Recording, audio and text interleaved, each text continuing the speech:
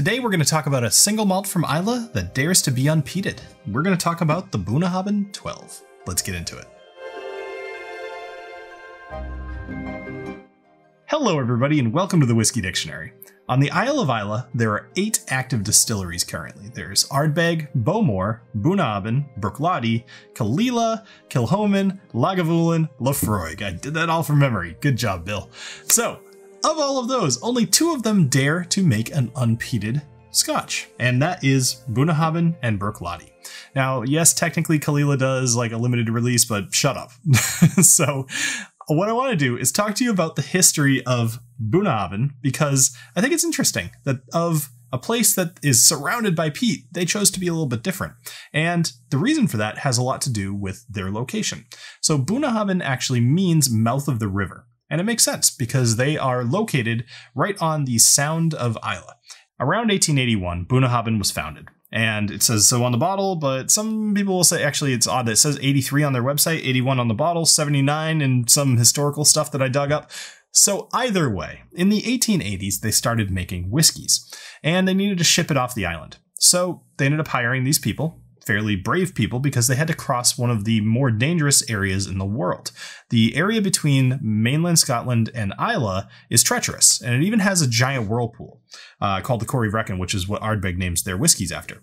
So on the tin here, they actually have kind of commemorated the people who used to, pilot the ships between the mainland. So kind of cool. It's nice that it's on there. It's on their emblem. It's part of their logo. It's nice.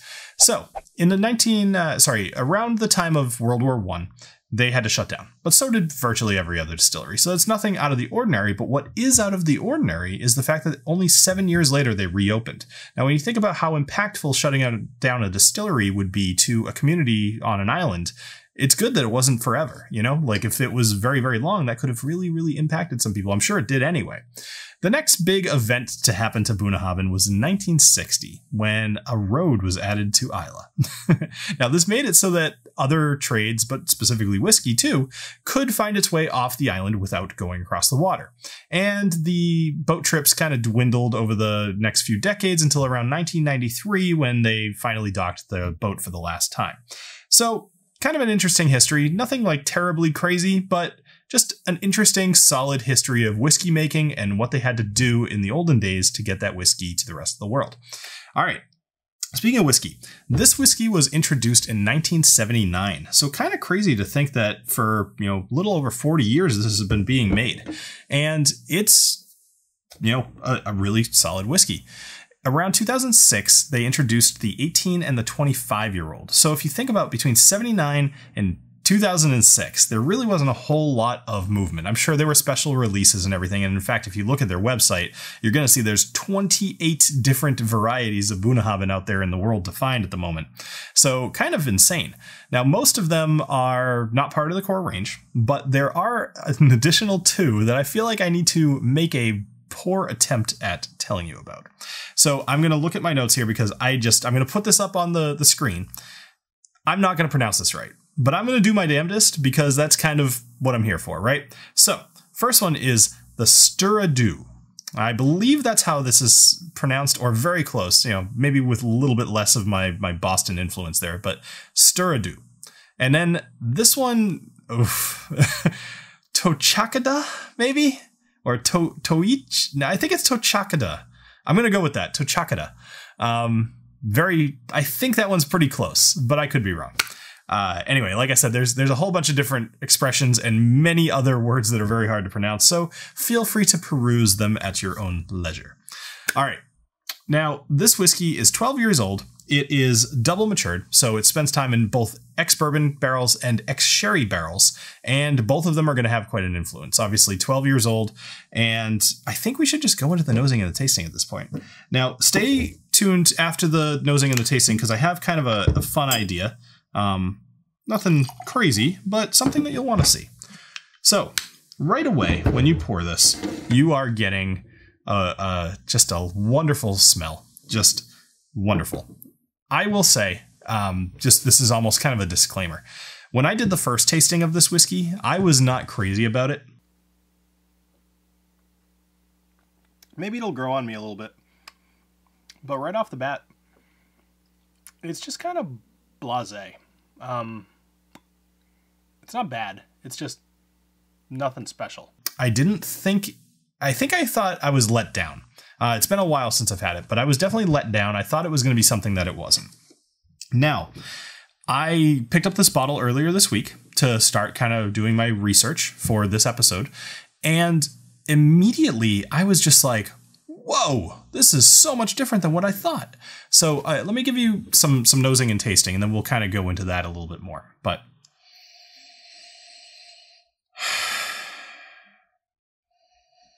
so very heavy on the sherry influence for sure. But an interesting note that I'm getting out of here, other than just the fact that it's very fruity and it's very sweet, I like this note because it's plain as day to me, is warm apple cider.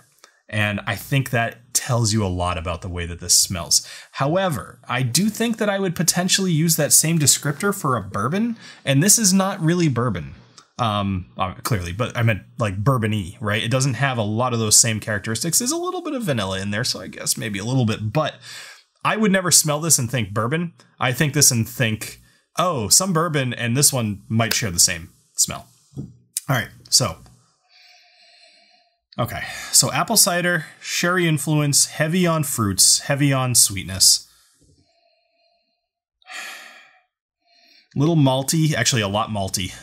It's got nice body to the nose here. This is a very nice smelling whiskey. All right, cheers.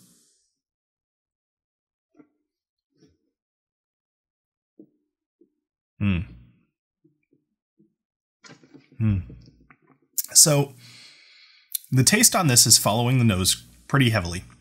Now this is an interesting term, and I hate to say this because it has connotations, I guess. This is very juicy to me. So when I taste this, that was the first thought that crossed my mind. This is very fruity, but more so it's like biting into a very juicy fruit. It's like exploding and salivating, and it's just delicious. It coats the whole inside of your mouth. It's the perfect viscosity for me personally. 46.3% ABV, by the way. I think I forgot to say that earlier. It's wonderful tasting. Apple cider for sure. But what this tastes like a little bit is, have you ever had the packets of apple cider? Apple cider from just like a farm or something will be very equivalent to this. But where this is more like a packet of apple cider to me is because it's additionally sweet. So whereas those things are basically half sugar, right? So this is just very, very tasty. In fact, I'm going to have another sip.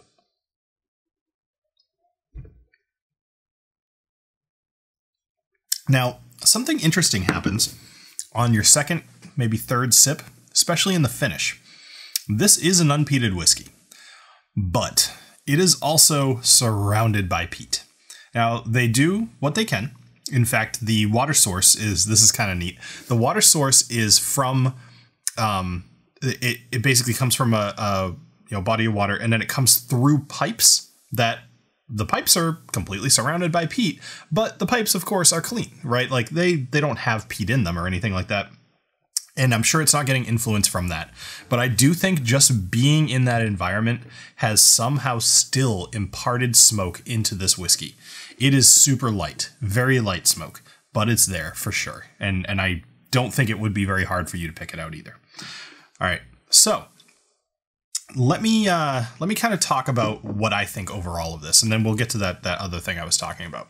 So overall, I think this whiskey is fantastic. I would give this my personal opinion. I would give this a stock it, mostly because I feel like I'm going to share this with a lot of people, and I think I'm going to run out of this pretty quickly. In fact, I'm going away this weekend, and I think I'm going to be bringing this bottle with me. Just making that decision right now. So if Matt or Brian, if you're watching this, you'll get to taste this one this weekend. So I think this is a stock it. I was sitting on the couch the other night. I was really, really enjoying it, and I ended up pouring 3 different glasses of it. And it was really, really fun research. So I think that you're going to love this whiskey if you pick this up. The price point is somewhere around $50, maybe somewhere like that. If I'm wrong, I'll put it up here on the screen. But it's not super pricey. And especially for Scotch, it is 12 years old, but I think this is one that's probably going to move onto my recommendation when people tell me what Scotches they should start with. I think this is a great choice. So, what did you guys think? Now, this week I put up a post on YouTube just asking you for your opinion, and of 637 votes, 21% of you said to stock it, 21% of you said to buy it, 16% of you said to try it, 3% said to ignore it, and 39% had never had it. Now, those are pretty striking numbers. If you take away the never had it's, right, you are now left with just an overwhelming majority of people saying that you need to put this in your mouth. So, now there were a couple of quick comments. So JC said, I was recommended this whiskey while sitting in a pub in Edinburgh. He's a big fan. It's always been a repeat purchase for him. Carl said, this is one of my favorite unpeated scotches. And Frailin Ryan said, it's an excellent single malt. Stock it for sure. So completely agree. Now here's what I want to do. There is one other unpeated single malt, really, that's part of a core range on Islay. By the way, if I'm wrong about that, I did a little bit of research. As I mentioned, Kalila has something, but it's not really a core thing. It's more like a yearly release. If anybody else is doing unpeated single malts, I actually would love to do kind of like a 3 verses. But for now, these two, I'm just going to do a little side by side. Maybe see which one I like better, because I'm really enjoying this, but I also really enjoyed this. So let's see. Now the Bruichladdich, it does have a different nose to it. There's more of a salt air, more of like a slight of that like medicinal quality that certain other peated whiskeys will have. This is unpeated, so for sure, but it's got something more to it, almost like an iodine kind of smell. Far less fruity than this one is. Yeah, far less fruity. Also not sherry finished, so makes sense. All right, let's go ahead and have a taste. Cheers.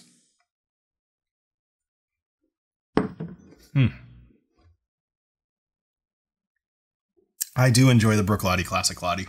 It is a very, very tasty whiskey. This might actually be a little tougher. I didn't do a pre anything on this, so this is going to be kind of that first real taste.